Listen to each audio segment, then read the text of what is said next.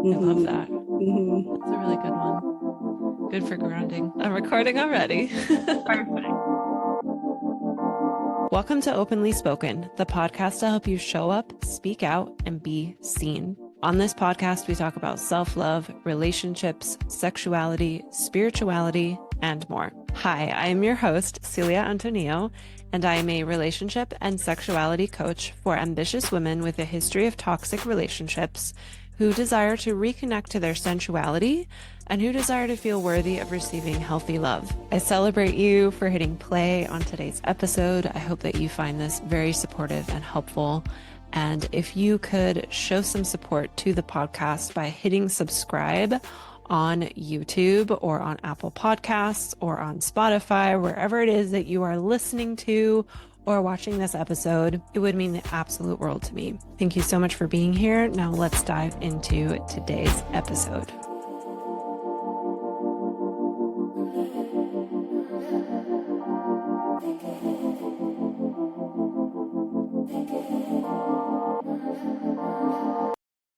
Hello, welcome to Openly Spoken. Welcome either for the first time or welcome back. I am so excited to have you here today to talk about another taboo subject, as is my favorite thing to do, to talk about taboo subjects. And today we're going to be talking about the mother wound and how the mother wound affects work, intimacy, and pleasure. And before we dive into this episode, I really want to invite you to take a little pause and to feel into your heart, maybe placing a hand on your heart if you feel safe to do so. And just taking a moment to take a couple of deep breaths here. And maybe you hum as you exhale. Maybe you let out a sigh when you exhale. Maybe you grunt when you exhale. Making whatever sound feels true for you and really anchoring yourself into your body and celebrating yourself for being here to listen to an episode about a topic that we don't normally talk about out in the open. And I think the more we can have conversations about things like the mother wound, like pleasure, like intimacy, because that's taboo too, the more liberated we can be from all of the constraints that were put on us from a time where we were so free in our childhood. Like there was a point where you were so free, and then just little by little there were these layers put on you to constrain you into a box. And I think the more we lean in and talk about taboo subjects like the mother wound, the more those layers can be peeled off. So this conversation might stir up some things within you today, whether it's memories, feelings, or realizations. And I'm going to encourage you to approach today's episode with an open heart, an open mind, to know that you can pause at any time, to give you the invitation to listen to this episode in a way that feels good for your body. Obviously, if you're not driving, you could lay down on the floor, maybe listen while your eyes are closed. Maybe you need to go grab a warm cup of tea or something fun to drink, like kombucha or whatever is your favorite. And yeah, let's dive into this topic today so that you can step more into your own thriving. I have lots of notes. I usually don't bring notes, or I just have like a little bullet point list, but things were just kind of flowing out of me today. And I'm really excited to dive in. And let's first dive in with understanding what the mother wound even is. So the mother wound is this wound that is often not talked about, and it stems from our relationship with our mom from early on in our life. And a wound will be present there if we felt like all of our needs were not met. And it does not mean that you have a horrible mother.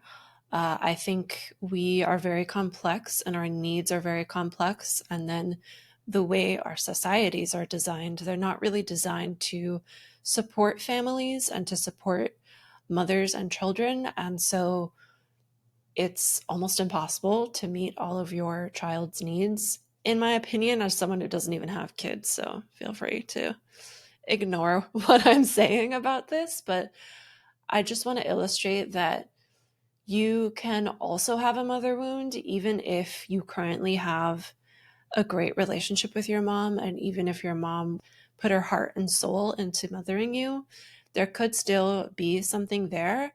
And it does not mean that there's something wrong with your mother or wrong with you. And your own mother wound is for you to process and for you to work through on your own. And the mother wound will be more intense if you did have a mother who was maybe narcissistic or emotionally unavailable or just did not have the capacity to really see you and hear you and feel you. And I just want to say that it is totally possible to heal from this. And the reason why I wanted to talk today about how the mother wound affects work, pleasure, and intimacy is because I've been working on healing my mother wound since about, I want to say 2015. So that's almost 10 years ago now. And I have done so many different things for the mother wound. I've done talk therapy, I've done somatic therapy, I've received coaching, I've read a ton of books about the mother wound. I've done journaling practices, I've done embodiment practices, and that has all helped immensely. It helped so, so, so much. And the reason why I want to bring in the topics of pleasure and intimacy is because I feel like for me personally, and everyone's going to have different needs. However, I do think that what I'm about to say runs true for a lot of us, and that is that until you start to look at and heal sexuality and how you approach pleasure and intimacy, which pleasure and intimacy are not only present in sexuality. Pleasure is available at all times, to be honest. Pleasure, you can feel pleasure right now if you can tune into the surface of your skin and how the air feels on the surface of your skin. You can tune into pleasure by the warm drink I told you to maybe pick up before you listened to this episode. You could receive a lot of pleasure from drinking a small sip really slowly. Maybe you do that right now. And intimacy as well is not just sexual intimacy. Intimacy is about having the courage to be vulnerable and to really share your heart. And it can come through with conversations. It's not just if you are with a partner and you are having sex. It's also, intimacy is also present in friendship. It's also present in, honestly, all of your relationships. The more you're able to be vulnerable and authentic, then there's more intimacy within that relationship. And intimacy is, I think, a good synonym for intimacy, although it doesn't exactly have the same exact meaning, but I think a good synonym for intimacy is closeness. It's your capacity to take certain actions and to bring an energy into a relationship that will make that relationship grow closer. Obviously, if the other person is also receptive to that, because it takes two people to create a relationship. Okay, so the mother wound is not just a relationship with your mom. And it is this is also why I think looking at sexuality is so important. And before I move on, I just want to preface this with, I am going to speak to the unique experience of both being a woman and being socialized as a woman. So If you're listening to this and you are non-binary and I keep saying she and I forget to say they, I don't mean to forget to say they. I am talking to you as well, and you are welcome to listen to this conversation, and I know it will help you as well. Okay, so the reason why the mother wound is not just about your mom is because when you have a mom and you are a little girl or a little person and you identify with the gender that your mom has, you're essentially learning from her so many different things that come with womanhood typically. And those things are things like beauty. You learn what is allowed, quote unquote, with beauty, what is beautiful. The way that you witness your mother adorning herself or not adorning herself, the way you witness your mother talking about other women and choices that they might be making about beauty. Like, for example, if your mom is like, why is she wearing that red lipstick to the grocery store? She's too much. Like, you notice all of these things when you are growing up and even when you're a teenager, and that is taken in and can be internalized as your own ideas of what is beautiful and what is not beautiful. Not to mention, we have the whole beauty industry that has an effect as well, but that's a completely different conversation. Tied into beauty as well is aging. And I got a chill with that because aging, for me personally, has been a big topic that was put on my radar by society at large and also by the women, the female caretakers in my life, like my mother and my grandmother, because of comments like when you take a family picture and then they're looking at the picture and they're like, oh, I look old. Or because of just comments about aging, about maybe like having gray hairs or wrinkles, whatever little comment that you hear your mother saying as you are growing up about her own aging, you're taking that on as a rule subconsciously of aging. And again, not to mention, there's that whole beauty industry that's also bringing in aging. And then if you're like me and you grew up in Los Angeles, where there's that big influence of Hollywood, then I think the aging and also the beauty industry stuff is just kind of put on you times 100. And at least when I was growing up, I was in high school between 2003 and 2007. And I remember even at that time, it wasn't only me, it was also my friends.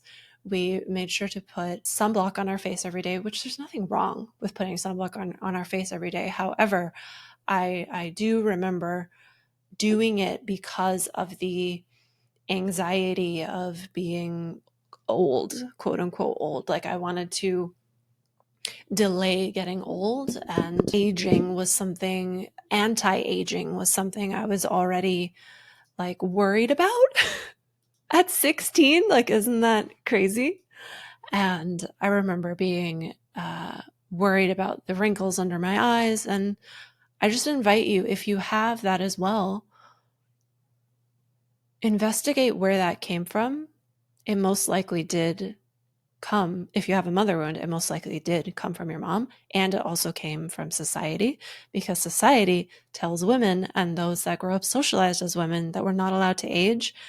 But then people who are in male bodies are allowed to age, at least in America. I was watching a movie with my husband a week ago. It was with Maggie Smith. We were honoring her life. She passed away. I forget what movie it was, but it was a movie where she lives in this like haunted house and her grandson comes to live with her.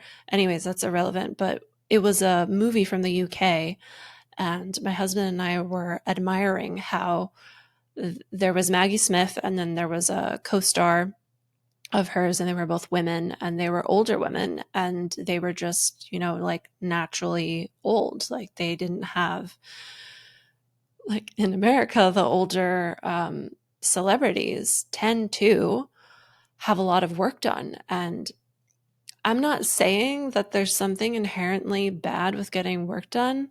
I'm just saying this is something I've observed, and I'm like, why? Why are we not allowed to age? Where is that coming from?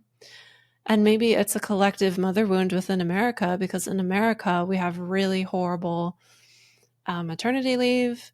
We have a really horrible work-life balance, in my opinion, compared to other countries.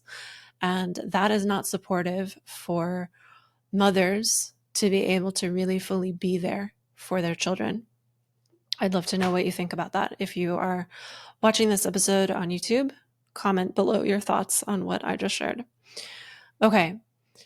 We also learn from our mother how to behave in a relationship. And we not only learn, so you can learn this from your mother's relationship with whatever primary partner she had while you were growing up, whether that's a father, whether it's a second mom, whoever it is. And you could also observe this relationship piece if your mother was single growing up, because if she was single while you were growing up, she probably has said something out loud that was her own limiting belief about dating and why she does not date. Or you might have witnessed how she maybe did not make as much time for herself outside of motherhood. And you also learn how to behave in relationship from your mom, because you start to morph yourself to receive her love, especially when you are young and you're a child, or even in teenagehood, because you just so desperately want that love from her. And you are very intuitive and very intelligent. We're born intuitive and intelligent. That's my opinion. And the love from our mother, because we're so dependent when we're children, that love is something we need for our survival. And so when we feel like our needs aren't being met and we are not receiving that love, we start to manipulate our own personality. We don't know we're doing this. We don't do it on purpose. We're just doing it because it's like a survival instinct. And then when we're doing that, we then learn that that's what we need to do in all relationships. We need to morph ourselves to please that person. And then this is where people pleasing comes from. And then when we people please in relationships, we end up in relationships that aren't a match. We end up in toxic relationships. And the kind of hard pill to swallow here when we end up in toxic relationships is that it takes two to be toxic. And people pleasing, although it's coming from a good place because you want to make that other person feel good, people pleasing is a toxic behavior. I'm not saying you're doing it on purpose, because I've been there. I'm a recovering people pleaser myself. But people pleasing is a toxic behavior because you are not being completely authentic in your relationships. So then those relationships that you build upon the habit of people pleasing isn't aligned in truth. And that's what I mean when I say a toxic relationship. It's a relationship that isn't based on truth. It's essentially based on lies. Okay. Moving on. Inviting you to take another breath, because that was a lot. And just really give yourself grace and really see if you can approach all of these concepts that I'm flinging into your ear holes. Why did I say that? Such a weird choice of words, but just approaching this episode with curiosity. Okay. So the next thing before we get into how the mother wound affects work, pleasure, and intimacy, I kind of want to just continue to talk about how the mother wound is not just about the relationship with your mother and all of these things that it affects, because those things then bleed into work, pleasure, and intimacy.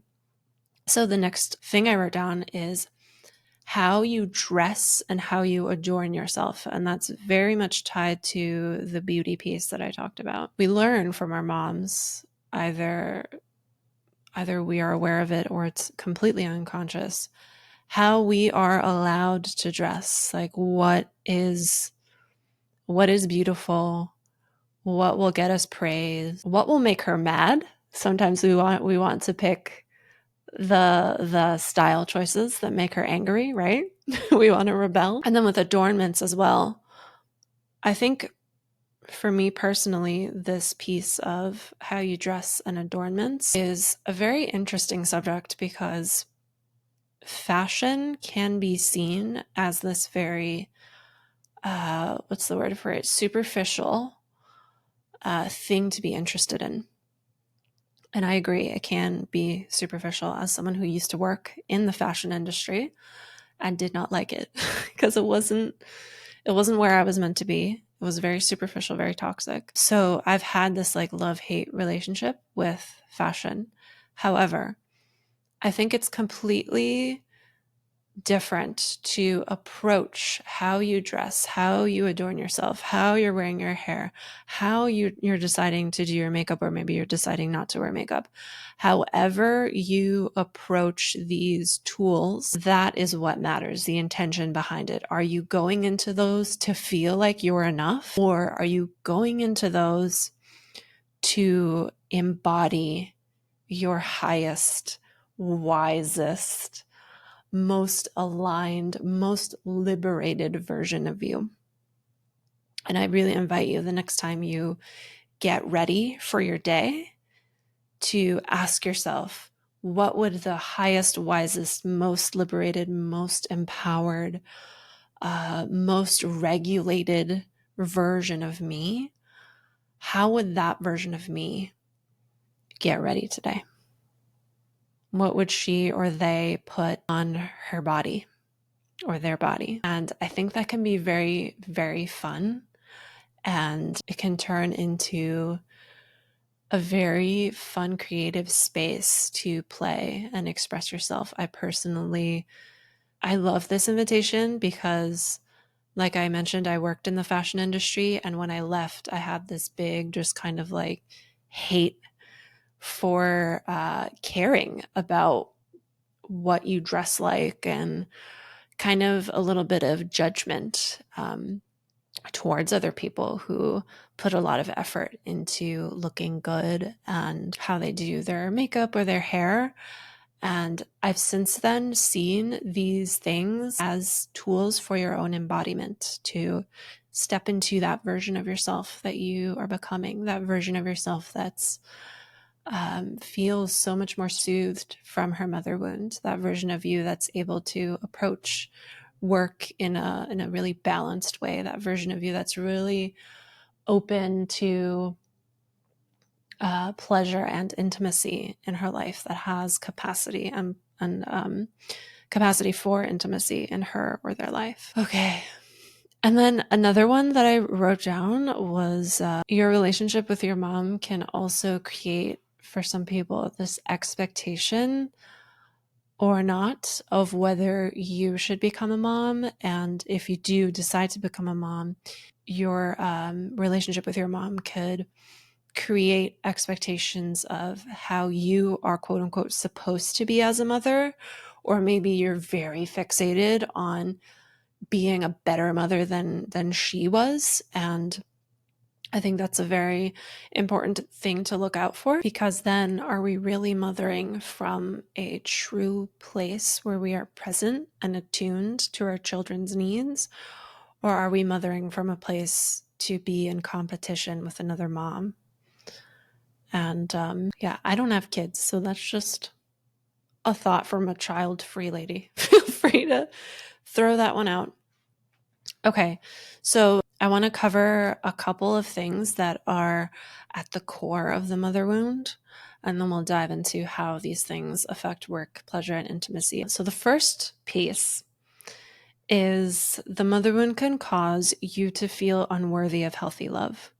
And that's again going back to the piece of people pleasing, where when you people please, at the core, you learned that you are unworthy of healthy love. You've learned that your true self is not worthy of healthy love, which is why you are putting on this persona that is trying so hard to be liked by other people, because it's like a strategy to get that love that you don't feel like you could get if you were just being yourself. And again, that people pleasing leads to toxic relationships. And it's very important, if you have a history of toxic relationships, to not just blame the partners that you had, to also hold up the mirror to yourself and see what behaviors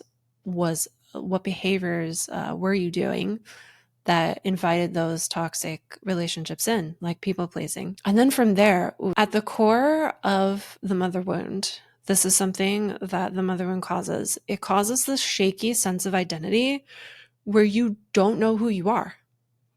And when it comes to relationships and healthy love, let me know if you're watching this on YouTube, if you resonate with this in the comments. But do you ever remember being younger, or maybe you're going through this now, where you ask someone for dating advice, or maybe it's friendship advice, any kind of relationship advice, and the advice you are given is just be yourself? And because you have a mother wound that creates this shaky sense of identity, you don't know what that means. You're like, be myself? I don't know who that is. If that's you, I just really want to celebrate you for being here, for listening to this podcast episode, because diving into things like the mother wound is, again, going to peel those layers off of your true self that is hiding within you. Because of that shaky sense of identity, a low self-esteem can creep up. And also the low self-esteem is already there because you had needs that weren't met in childhood. So then you learn that you're not enough, you're not worth someone's time, you're unworthy of healthy love, like we talked about before. And then that creates this low self-esteem where you don't think highly of yourself. And then when you don't think highly of yourself, and then you realize you also don't know who you are, especially when people are telling you, just be yourself, then I think that adds even more low self-esteem. And for some people, like for me, I remember it caused a lot of anxiety because it was just kind of like, I think it's really scary to not know who you are. It causes a lot of unease in your nervous system, especially when it comes to things like showing up at work. And so I guess we'll dive into the work. Showing up at work and doing things like even a job interview where you have to talk about what your strengths are, what your weaknesses are, what your goals are. You might not know what that is if you don't know who you are. And sometimes it can be easy to answer those questions because the mother wound can also create this thing in work where you are a super high performer, super high achiever, constantly looking to tick the boxes off and to receive that external validation, to receive that promotion, to just like really hustle. And I think part of it is the external validation, and part of it as well could be you're just running away from feeling the feelings that your inner child has trapped inside of your body, because it's there. And the busier you are, the more in your head you are. And the more in your head you are, the less space you have to fully drop into your body and relax. And when you have less space to fully drop into your body and relax, then those emotions of the mother wound, the low self-esteem, the anxiety, the fear, the inadequacy, the unworthiness, those emotions don't have the time to come up. And it can feel like really safe to just be stuck in that kind of workaholism, because then you don't ever have to face the thing that feels scary to face. And I've been there. So if that's you, I mean, it's probably not you because you're here listening to this episode, but if it is you, I just want you to know that It's okay that you're there, and you being here listening to this means that you're shifting something. You're going towards really feeling. And I know that those feelings feel really terrifying, and it seems easier to keep running away from them, but it's not. And the reason why I say it's not is because if you keep running away from them, if you keep running away from the emotions that your mother wound left behind, you will stay in that space of not knowing who you are, of having low self-esteem, of not trusting yourself, of not feeling confident, of not feeling worthy. You will stay in that for the rest of your life. And I know you don't want that. That's why you're here. And facing it is actually not as scary as your brain is making it out to be. I'm currently working with a nervous system regulation coach one-on-one. And we're also in this business networking group together. And we were on this call last Wednesday where we did this like speed round where we just introduce ourselves, what we do, and then a hot tip.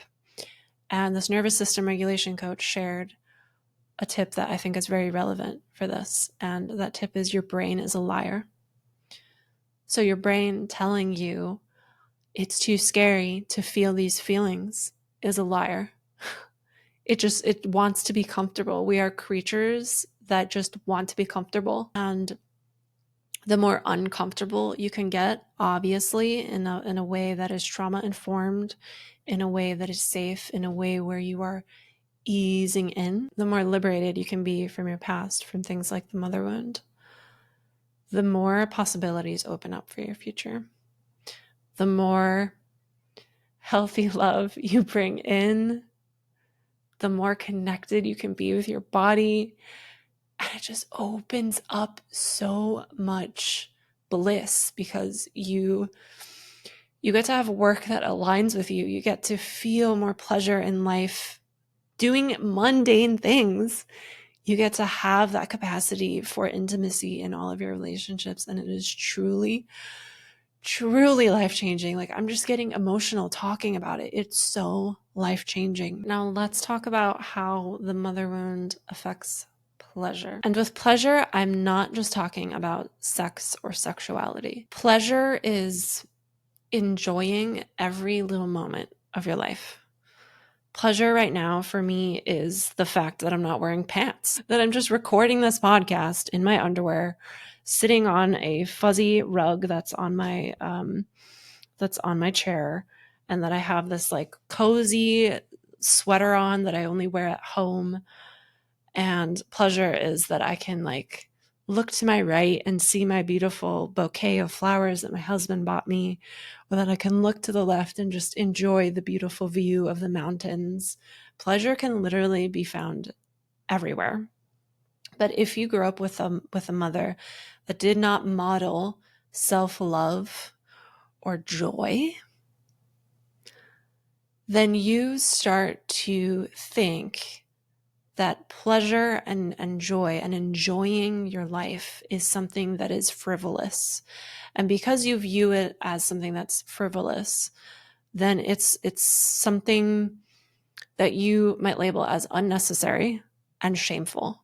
And so then when you do enjoy pleasure, whether it's sexual pleasure, whether it's the pleasure of buying yourself a new sweater or buying yourself flowers, shame might creep up because you did not learn that it was okay to experience pleasure. You did not learn that pleasure is your birthright. Pleasure is your birthright. It also the mother wound makes it really hard to enjoy just for the purpose of enjoying, because there's that, again, that constant seeking for external validation. And so then everything you do can start to become something that, quote unquote, has to have a purpose to it. And so then doing things like enjoying just to enjoy, or buying a bouquet of flowers just because you really enjoy having a bouquet of flowers, it becomes something that's shameful, that you feel shameful about. And then when we do talk about sexuality, I would say most of the people right now that are parents to millennials, and I'm just saying millennials because I'm a millennial, but maybe you're Gen Z, maybe you're Gen X. I would say for all of us that most of our parents and most of our mothers don't know enough about female anatomy and female pleasure.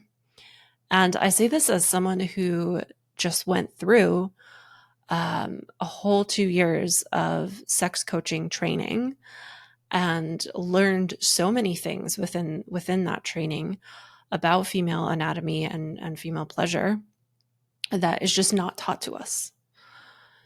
And when that isn't taught to you and it's your own body that you live in, then you start to shame your own body. And in my opinion, life is already hard enough. So let's stop shaming people for their bodies. Let's stop shaming not only women, let's stop shaming everyone for their bodies, for their things that turn them on, their kinks, their body shape, their body size, their height, their weight, what they look like. Like, let's stop. That was a passionate tangent because you deserve to feel sensual. You deserve to feel radiant. You deserve to feel that connection with your body. And that connection with your body is where the life that you desire to have is going to come from. Because the more disconnected you are from your body, the more you're operating in your head. And like my nervous system regulation coach said, in your head, your brain is lying to you. Your brain is really just focused on being safe based on the experiences you had in your past. And so when we can do, I know that someone listening to this is like, yeah, you can do mindset work. Yes, you can do mindset work. However, it's not just about mindset work. Mindset work is not everything. Mindset work is not everything. What is everything is your connection with your body. And just take this fact in. When you were born, you were a baby that just existed in their body and felt sensations and felt emotions and expressed through crying. And you did not have language yet. You did not have mindset yet. All you had was body set, not mindset, body set. And that is the origin, like when you are a baby living with just really being embodied in your body set.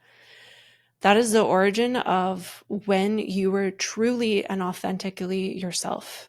And as you grew up, little by little, layers were put on you. And then you learned language, and then you learned, certain beliefs by what people around you were saying about work, about pleasure, about intimacy, about money, about any and all of the taboo subjects. And you took that on. And that is what we are here to dismantle, to peel off the layers of. And I feel like I've kind of dove away from the mother wound a little bit, but maybe I haven't. This is honestly all related. It's all related. It's all about your ability to be able to slow down and be connected to your body comes in part from witnessing how well your mother did that or didn't do that. Because if she is able to be embodied and grounded and present with you as a baby, as a toddler, as a kid, as a teenager, your own mirror neurons and your own nervous system is going to attune with her and reflect. However she is being, you're going to attune to that. I hope that makes sense. Okay, let's move on to intimacy.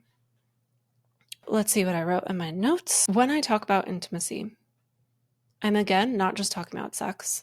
I'm also talking about emotional intimacy. But before you can have intimacy within sexuality or with emotions in a relationship, the prerequisite for that is having intimacy with yourself. And what do I mean by having intimacy with yourself? Remember earlier how I was saying that when you get lost in that pattern of just work and being productive so that you don't have to deal with the emotions you have inside. Dealing with those emotions that you have inside is creating intimacy with yourself. The more you are able to show up for what is actually true within you and make that space. And I would even say the more you're able to make space in your calendar where it's just time for you, the more you are growing intimacy, because you are treating yourself as if you matter. And that is healing that relationship that you have with yourself. And the relationship that you have with yourself is the foundational relationship for all relationships. I know that most times when you hear conversations about the mother wound, people will say that the relationship that you have with your mother is the foundational relationship for all relationships. I actually don't think that's helpful, because sometimes there's nothing you can do about that relationship. You can work on healing your mother wound all you want, but if your mom is not emotionally available for you, it does not mean that relationship with her will heal. And then if you're being told that the relationship with your mom is the foundation for all other relationships, and because you're being told that, you might work really hard on repairing that relationship with your mom. And it takes both you and your mom to have that close relationship. So you can do all the work that you want, but if your mom is not available for it, then that relationship still isn't, like, it just doesn't. What am I trying to say here? What I'm trying to say here is that the reason why we say that the relationship with your mother is the foundational relationship is because it's about the internalized, whatever you internalized about your mother creates the relationship that you have with yourself. I hope that makes sense. And the reason why I think this is helpful to share is because the relationship with yourself is the only relationship that you can have complete control over it, because it's you with all of your parts, all of the parts of yourself, all of the parts of your personality, all of the parts of your body. You have the ability to change that and to shift that. You can do the work. And as you do the work, you know that the outcome will be a better relationship with yourself. And if you do the work on the mother wound, you can't guarantee that your relationship with your mother will heal, but you can guarantee that the way you feel internally about your mother can heal. And whatever version of her you internalized in your body as your own inner mother and your own inner caretaker is going to shift. Like, that inner caretaker will no longer be a reflection of what your younger self remembered your mother to be. It will be a more supportive, version of an inner mother or an inner caretaker. And I think that is one of the most important parts about looking at the mother wound, is looking at your internal world and who is your inner caretaker, and how is that inner caretaker treating you. And the more you work on the mother wound and even the father wound, the more that inner caretaker will shift away from being this critical voice, and it'll step more into being this empowering presence that you can come to for support. And when you have that internal comforting presence to come to for support, you feel so held that you feel that safety and that courage to really truly open your heart in relationships. And that is what gives you the capacity for emotional intimacy, for sexual intimacy, for relational intimacy, to like really fully bare your heart and know that you will always be okay. You will always be supportive. and to know that there was nothing ever wrong with you in the first place, and that you are whole and you are sacred and special and worthy simply because you exist. That was a beautiful, beautiful tangent, if I may toot my own horn. I also wrote a note here while we're on the topic of intimacy that without all of this that I just talked about, without that safe internal relationship with yourself, you again don't have that ability to really fully drop into your body. And that is needed for relationship.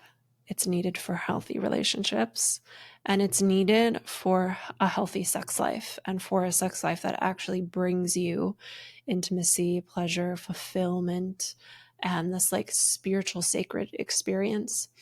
Because without that inner intimacy, sex will then become this thing that when you do it, it's performative, and it again steps into that people pleaser realm, and it becomes this like overriding of your body and what your body actually wants. And then you get into this space where you can't even feel your body. And I don't want that for you, because that's a very like, I first want to honor you if you were there. It doesn't mean anything is wrong with you or that you are broken. And know that I have been there myself. I was there. Just 5 years ago, I was there. And it is possible to slowly bring sensation and safety and intimacy and love back online so that you can start to feel your body and come home to your body and feel that it is safe to come home.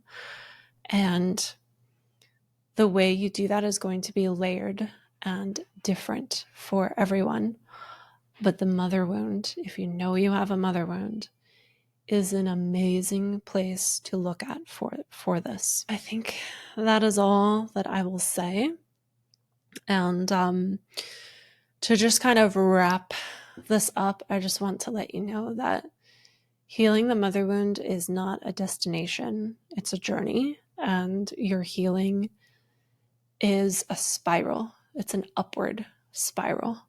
And so things that came up that you maybe worked on a year ago or 2 years ago or 3 or 4 or 5 years ago, they will come up again when you're on the path of healing. The same things might come up again. However, it does not mean to react to those things from a place of like, I thought I already worked on this. It's an invitation to dive deeper into that thing, because you are not the same. Since you've been on the path of healing, you are able to go even deeper, to have even more intimacy with yourself, to really dive into your truth more, to really embody that highest, wisest, most liberated, most empowered and self-expressed version of yourself. And if this is something that you desire, I will include for you as a good place to start with the mother wound a PDF guide in the caption or the show notes. That is a mother wound healing guide. And I'll also include a link to the resources page on my website, where I have a couple of other resources, like a heart connection meditation. I think that one goes really well with this episode. So thank you so much for listening. And again, if you're watching on YouTube, put in the comments your thoughts. Also, remember to subscribe to us. And if you are listening on Apple or Spotify, please leave us a rating. And I will see you next time. Bye.